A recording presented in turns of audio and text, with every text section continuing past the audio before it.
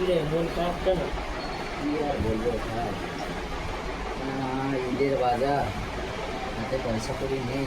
দোকানদার বলছি দোকানদার দিচ্ছে, কী করবো? দেখি দোকানদার আসুক, বলবো 2-3 হাজার টাকা দোকান মালাও তো মালাবো।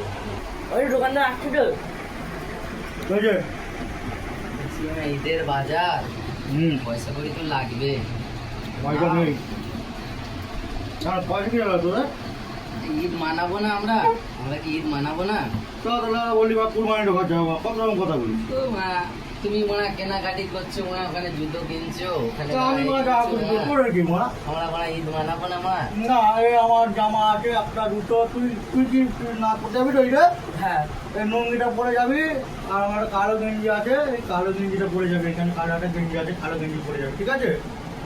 আর তোর কেটে কুচাটা রেডি করে রাখবি তাহলে। ঈদ মা পরা যায় না, একটা জামা প্যান্ট মা 2-3 বছর ধরে পরছি, আর কি কুরবানিটা পরবো? যাবি তো তোরা? তো কুরবানি ঈদে যাবো তো একটা জামা এই ঈদে পরছি, তারপরের ঈদে পরবো, আবার তারপরের ঈদে পরবো।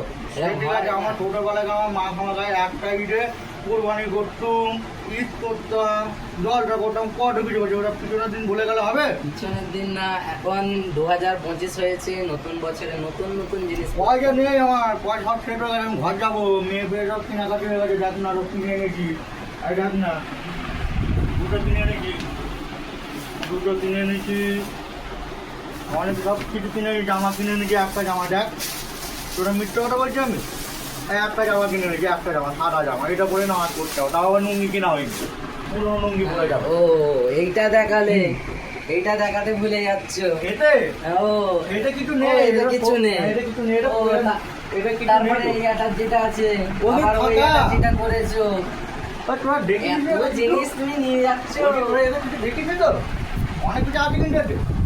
দেখিনি তো? না, দেখবি না, ওটা সব ভালো ভালো জিনিস আছে, দেখবি, ঠিক আছে?